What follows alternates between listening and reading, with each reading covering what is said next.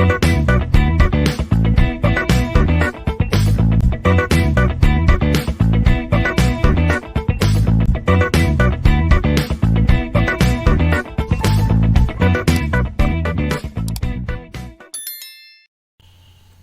students, in the present video I'll explain performance concepts.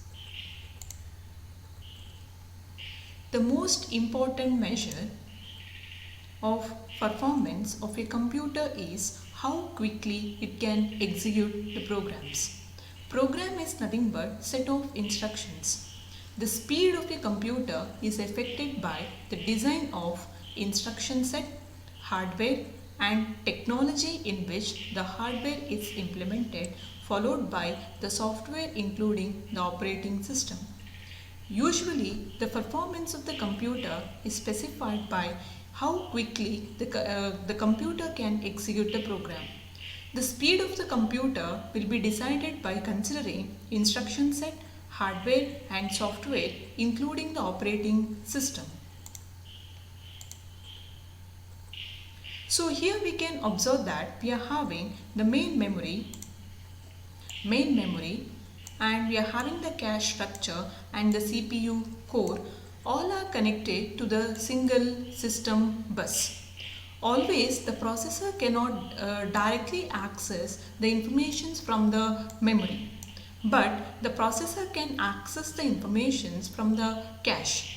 So cache consisting of some set of informations which are recently used by the processor.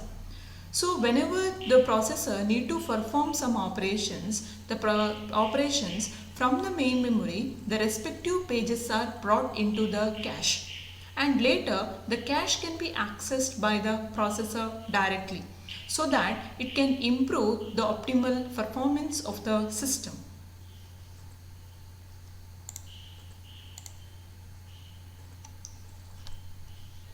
Here we can observe that at the start of execution, all the programs as well as instructions are stored in the memory.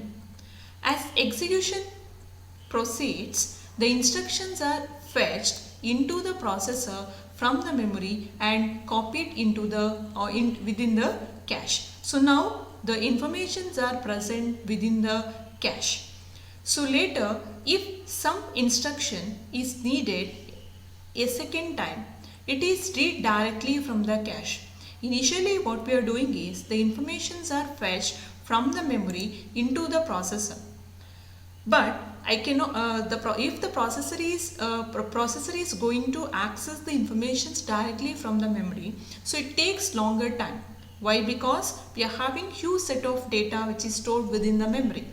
In order to avoid, what exactly we are doing is we'll copy some set of instructions or informations or data into the cache so that the processor can directly fetch the instructions or informations from the cache. A program will be executed faster if the instructions or data or informations, if it is fetched, if it is copied into the cache, the program will be executed faster. If movements of instruction per data between the main memory and the processor is minimized, which is achieved by using a cache. So we can improve the actual performance of the entire system if the data is available within the cache. So that information can be accessed by the processor. So next we'll take processor clock. The clock defines regular time intervals called as clock cycles. So what is the definition of clock cycles? Clock cycle is nothing but the clock defines regular time intervals. The regular time intervals are called as clock cycles. To execute a machine instruction, the processor divides the action to be performed into a sequence of basic steps such that each step can be completed in one clock cycle. The meaning of this sentence is if you are having one task which is to be executed, so that task will be subdivided into subtasks. So that means the entire action which is to be performed will be divided into sequence of basic steps. And those basic steps can be completed in one clock cycle. So we'll take capital P is equal to length of one clock cycle and R is equal to clock rate. The relationship between the length of the clock cycle P and R is given as R is equal to 1 by P. So that means I can directly say that the clock rate is inversely proportional to the length of the clock cycle. Whenever the clock rate is increasing, so obviously the length of the clock cycle need to be reduced. So the relationship between P and R is given by R is equal to 1 by P. So R is measured in terms of cycles per second, and cycles per second is also called as hertz or frequency. So next we'll take the basic performance equation. So first I can take T is equal to processor time required to execute a program, and N is equal to actual number of instructions which is to be executed. And here I can say that S is equal to average number of basic steps needed to execute one machine instruction, and R is equal to clock rate in cycles per second. Therefore, the time required to execute a program is given by capital T is equal to N into S divided by R, where N is equal to number of instructions which is to be executed, S is equal to number of basic steps needed to execute one machine instruction, and R is equal to clock rate. The relationship between N, S and R is computed as T is equal to N into S divided by R. Equation 1 is referred to as the basic performance equation. So this equation is referred as basic performance equation. To achieve high performance, the computer designers must reduce the value of T, which means that reducing N and S, that is number of instructions which is to be executed as well as average number of basic steps need to be executed. So how to reduce these two, and the value of N is reduced if the source program is compiled into fewer machine instructions. The value of S is reduced if the instructions have a smaller number of basic steps to perform. Next we'll take the clock rate. So what is the meaning of the clock rate? So there are two possibilities for increasing the clock rate. How I can increase the clock rate? By considering IC technology which makes logic circuits faster. The second possibility is to increase the clock rate by considering or by reducing the time needed to compute a basic steps. So I have to reduce the amount of time required in order to execute a basic step. This allows the clock period P to be reduced and clock rate R to be increased. As I said before, P is inversely proportional to R.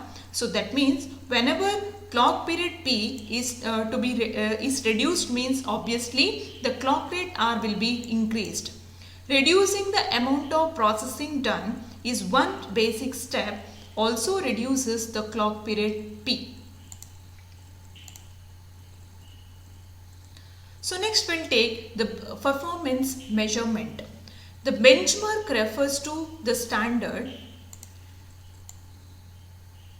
task used to measure how well a processor can operate.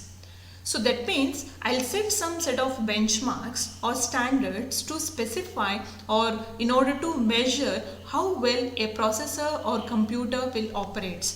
The performance measure is the time taken by a computer to execute a given benchmark. So here we'll take a standard benchmark called as spec rating. Spec rating is nothing but System Performance Evaluation Corporation. So always the spec rating can be computed as running time on the reference computer to the running time on the computer under test. Spec rating, if it is 50, that means the computer under test is 50 times faster than the computer under reference. So that means, suppose if you are having the spec rating as 50, what is the meaning of that? The computer under test, whatever the computer we are considering under test, is 50 times faster than the computer under, means the computer under the reference, that means the reference computer. So I can have the equation for spec rating as spec rating is equal to the running time on a reference computer to the running time on the computer under test. So I can compute the overall spec rating, that is equal to pi I is equal to 1 to n spec I to the power 1 by n. So n is nothing but the number of programs which are present within the system. Then the geometric mean, that means pi, means of the results is computed, but that is called as overall spec rating. That is nothing but overall spec rating. So I can compute the spec rating as running time on the reference computer to the running time on the computer under test. So next we'll take the difference between the RISC and CISC. So first I can take the RISC, that is simple instruction takes 1 clock cycle. So that is reduced instruction set computer. So here under RISC I can say that complex instructions takes multiple cycles. So under RISC there will be few set of simple instructions will be present, but under CISC there will be complex instruction sets. So next is instructions are executed by hardwired control unit, but here the instructions are executed by considering microprogrammed control unit. So these differences will come in the next modules. So next is under RISC we are having few set of instructions. Obviously since it is complex I will be having more set of instructions or many instructions. Fixed format instructions, variable format instructions, few addressing modes, and most instructions have register to register addressing mode. So here I can use many addressing modes. So under RISC we are having multiple register set. Here we are having single register set. So under RISC, which is highly pipelined, but here we cannot use the pipeline, that means no pipelined or less pipelined.